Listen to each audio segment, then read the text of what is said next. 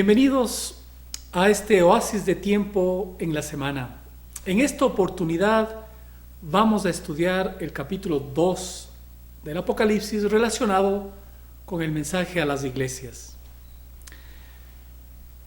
Habíamos visto en el capítulo 1, en el verso 20, lo siguiente: respecto al misterio de las 7 estrellas que has visto en mi diestra y de los 7 candelabros de oro, las 7 estrellas son los ángeles de las 7 iglesias y los 7 candelabros que has visto son las 7 iglesias.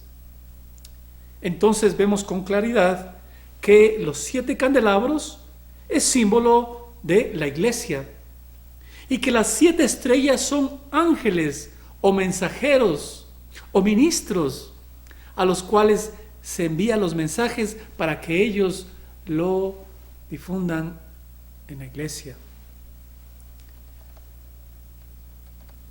Son 7 iglesias, como habíamos dicho, porque el número 7 indica algo completo. Los mensajes se extienden desde que Jesús ascendió a los cielos hasta el tiempo del fin, hasta la segunda venida. Los nombres representan a la iglesia en diferentes períodos de la era cristiana y los símbolos utilizados revelan la condición en diferentes períodos de la historia.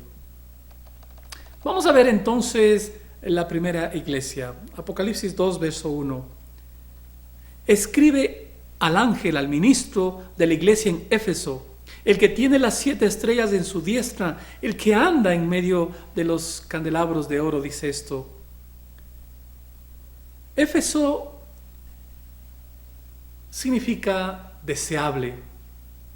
Y muchos estudiosos señalan que el periodo de esta iglesia va desde el año 31, en que Jesús ascendió a los cielos, hasta el año 100. Es el periodo de la iglesia apostólica. Vamos al verso 2. Yo conozco tus obras, tu arduo trabajo y paciencia, y que no puedes soportar a los malos, y has probado a los que se dicen ser apóstoles y no lo son, y los has hallado mentirosos. La iglesia de Éfeso era una iglesia de mucho trabajo, de mucha evangelización, y no podía soportar a los malos, no podía dejar que se infiltren ideas equivocadas, doctrinas erradas. Probaba a todo aquel que decía ser apóstol y que no lo era. Los había encontrado mentirosos. El libro de Primera de Juan, capítulo 2, verso 4, dice en las Sagradas Escrituras: aquel que dice yo le conozco y no guarda sus mandamientos, el tal es mentiroso y la verdad no está en él. No puede decir alguien que le conoce al Señor si ese hombre vive en desobediencia a los mandamientos. Las dos cosas deben ir de la mano, deben ser armoniosas. El conocerle a Cristo Jesús, la relación con Cristo, la fe en Él, se manifiesta en frutos de obediencia. Y la iglesia de Éfeso discernía fácilmente a aquellos que eran mentirosos. Verso 3 dice: has sufrido, has tenido paciencia, has trabajado arduamente por amor a mi nombre y no has desmayado. Pero tengo contra ti que has dejado tu primer amor. Los nuevos conversos, que deberían ser los que llevarían el estandarte de aquellos que habían sido muertos, los apóstoles casi todos habían fallecido ya, habían sido martirizados, y los nuevos cristianos se habían estancado en discusiones de doctrinas, se habían estancado en la letra, en la teoría de la verdad, y se habían olvidado de la piedad práctica. La verdad debe dominar el corazón, la mente y producir obras de santidad, obras de obediencia. La iglesia se había estancado, había perdido el primer amor. En el verso 5 le dice: recuerda por tanto de dónde has caído y arrepiéntete y haz las primeras obras, pues si no vendré a ti y quitaré el candelabro de tu lugar, y no si no te hubieras arrepentido. Todos aquellos que dicen que le conocen a Cristo, pero siguen viviendo en desobediencia, finalmente el Señor quitará el candelabro y los dejará en tinieblas. Pero tiene algo bueno en la época de la iglesia de Éfeso. Aborreces, dice el verso 6, las obras de los nicolaítas, los cuales yo también aborrezco. ¿Cuál es la doctrina de los nicolaítas? Es aquella doctrina que establece que el Evangelio de Cristo ha hecho inválida la ley de Dios. Que por el hecho de creer estamos libres de obedecer la palabra de Dios. Pero esta doctrina enfáticamente es condenada por el Señor. Pero lo malo, lo preocupante, es que esta doctrina de los nicolaítas es grandemente enseñada en estos días por muchas de las denominaciones cristianas. El creer que la fe en Cristo, el creer que la gracia de Cristo me libera de la obediencia a los mandamientos. Vamos a ver el mensaje a la siguiente iglesia. Hemos visto la iglesia de Éfeso, la iglesia apostólica. Ahora vamos a ver el mensaje a la iglesia de Esmirna. El símbolo de Esmirna es mirra y va desde el año 100 aproximadamente hasta el 325. Dice el verso 8: escribe el ángel a la iglesia en Esmirna, el primero y el último, el que estuvo muerto y vivió, dice esto. Yo conozco tus obras, tu tribulación y tu pobreza, pero tú eres rico, y la blasfemia de los que se dicen ser judíos y no lo son, sino sinagoga de Satanás. La iglesia de Esmirna era la iglesia que iba a ser sometida a gran tribulación. Es la iglesia de los mártires, la iglesia perseguida. Ante los ojos del mundo eran pobres, pero ante los ojos de Dios eran ricos. Y en esta época, la iglesia de Esmirna podía también discernir la blasfemia de aquellos que dicen ser judíos, pero que no eran hombres justos, aparentaban ser justos, pero eran sinagoga de Satanás. ¿Cuál es la sinagoga de Satanás? Miramos un texto inspirado. Dice que Satanás tiene una gran confederación, su iglesia. Satanás tiene su iglesia y se llama sinagoga de Satanás. Cristo la llama así porque sus miembros son hijos del pecado. Los miembros de la iglesia de Satanás están constantemente trabajando para desechar la ley divina y confundir la distinción entre el bien y el mal. Satanás está trabajando con gran poder entre los hijos de desobediencia. No temas en nada lo que vas a padecer. He aquí el diablo echará a alguno de vosotros, le dice a la iglesia de Esmirna, en la cárcel para que seáis probados. Tendréis gran tribulación por 10 días. Sé fiel hasta la muerte, pero yo te daré la corona de la vida. La iglesia de los mártires sufriría una gran persecución. El Imperio Romano había perseguido a la iglesia por muchos periodos, pero en Esmirna se refiere a un periodo de 10 días. Vamos a determinar estos 10 días a qué se refiere. Como son 10 días en el campo profético, muchos judíos y muchos teólogos también han utilizado el principio de día por año en el campo profético. Entonces los 10 días equivalen a 10 años literales. Entonces, si es así, vamos a ver en qué tiempo ocurren estos 10 años de persecución. Muchos historiadores identifican al emperador Diocleciano, el cual estableció a través de un edicto una tremenda persecución a la iglesia de Dios. Ese edicto de persecución se dio en el 303 de nuestra era y terminó en el 313. Terminó los 10 días de tribulación. Se dice que el nuevo emperador Constantino, a través del edicto de Milán, puso fin a la persecución. Eso ocurrió en el 313.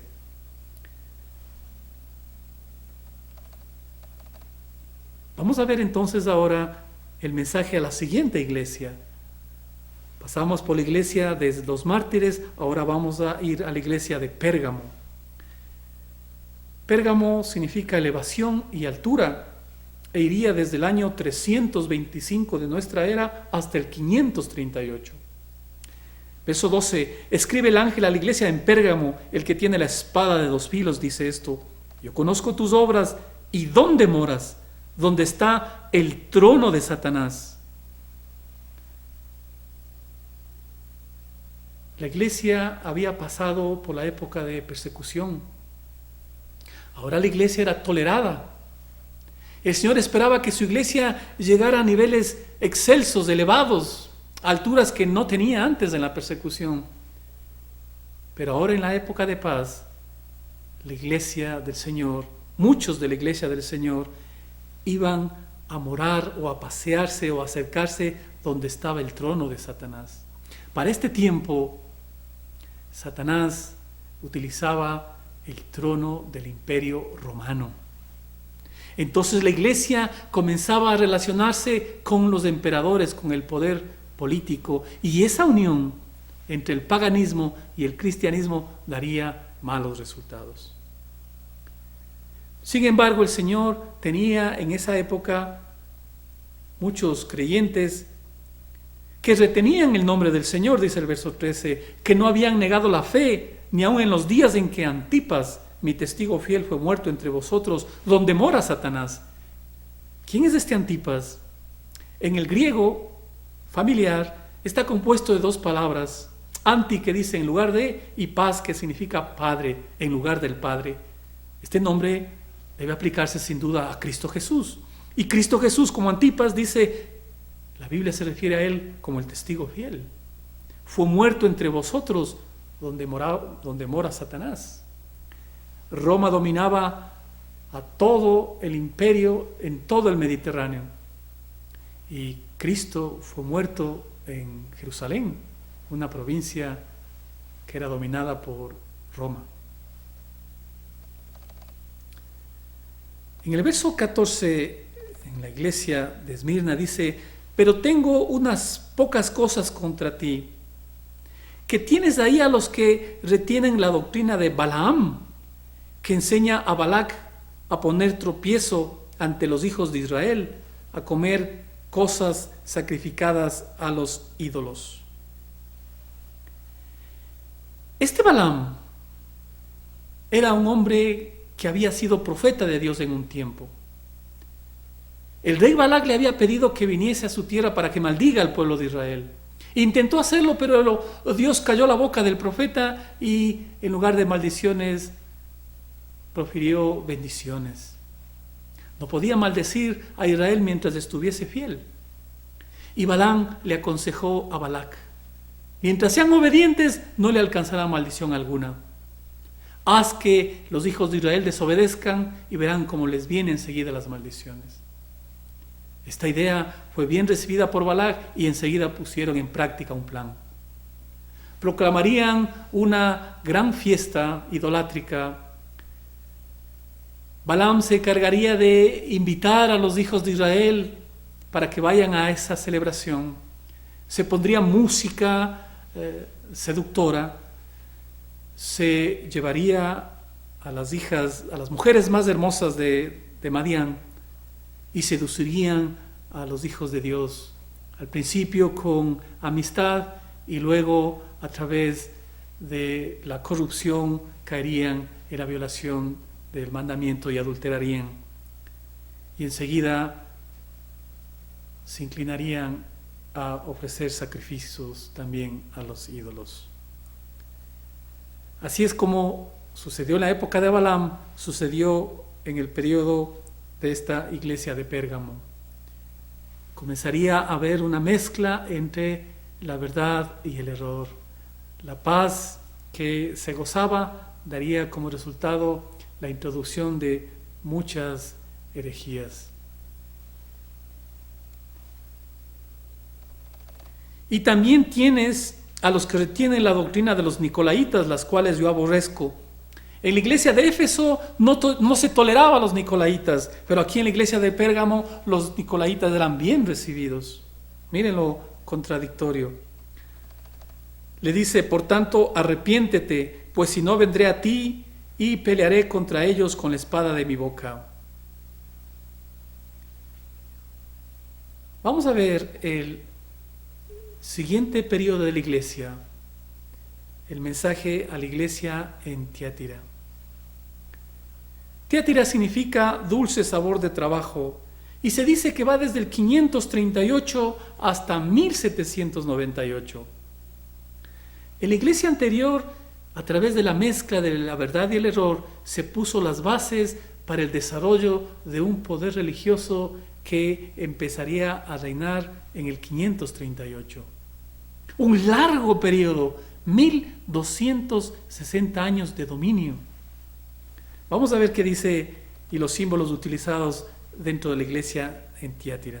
Escribe el ángel a la iglesia de Tiatira: el Hijo de Dios, el que tiene los ojos como llama de fuego, sus pies semejantes al bronce bruñido, dice esto: yo conozco tus obras, amor y fe y servicio y tu paciencia, y que tus obras postreras son más que las primeras. En la iglesia de Tiatira, que va del 538 a 1798, el Señor dice que las obras últimas, antes de 1798, serían obras mayores que las primeras. Sin duda se refiere a la iglesia de la Reforma, a la iglesia protestante, cuya obra se notó desde el siglo V hasta 1798, la obra de los reformadores. Verso 20: pero tengo unas pocas cosas contra ti, que toleras a esa mujer Jezabel, que se dice ser profetisa, que enseña y seduzca a mis siervos a fornicar y a comer cosas sacrificadas a los ídolos. ¿Quién es esta mujer Jezabel que era tolerada en este largo periodo de 1260 años? Vamos a leer algo de ella en Primera de Reyes 21, versos 31 y 32. Jezabel era la esposa de Acab, rey de Israel. Jezabel era hija de Ed-Baal, rey de los Sidonios, y sumo sacerdote a Baal. Acab, rey de Israel, se había casado con una mujer idolátrica, y esa unión traería muchos, muy malos resultados. Y Acab sirvió a Baal y lo adoró, e hizo altar a Baal en el templo de Baal que le edificó en Samaria. Veamos otro texto, Primera de Reyes 21, versículos 25 y 26. A la verdad, ninguno de los reyes fue como Acab, que se vendiese a hacer lo malo a los ojos de Jehová, porque Jezabel, su mujer, lo incitaba. Él fue en gran manera abominable, caminando en pos de los ídolos, conforme a todo lo que hicieron los amorreos, a los cuales lanzó Jehová delante de los hijos de Israel.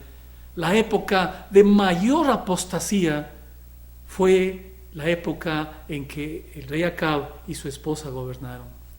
Y este ejemplo, este símbolo, es utilizado justamente en la iglesia de Tiatira, y se simboliza a Jezabel como la iglesia papal, la iglesia medieval, una época en la cual la iglesia cayó en la peor apostasía, en la peor herejía. En esta época se echó abajo la ley de Dios. Este poder hizo cuanto quiso y prosperó. Cambió el día sábado de la ley de Dios y puso en su lugar un día falso, el domingo. Tal como en la antigüedad dice que esta Jezabel enseñó a los hijos de Israel a comer cosas sacrificadas a los ídolos y a cometer fornicación. No permitió que los hijos de Dios sean fieles a Dios, sino que entró en adulterio con el mundo, con la carne. El largo periodo de la tolerancia a Jezabel terminó en 1798. El poder del papado terminó con la Revolución Francesa. El general Berthier entró a Roma, capturó, tomó prisionero al obispo de Roma y finalmente el poder papal terminó en 1798. Hasta aquí el capítulo 2 de Apocalipsis. Hemos analizado las 4 primeras iglesias. Les invito para que en el próximo estudio revisemos el capítulo 3, en donde estudiaremos acerca de las 3 últimas iglesias. Gracias.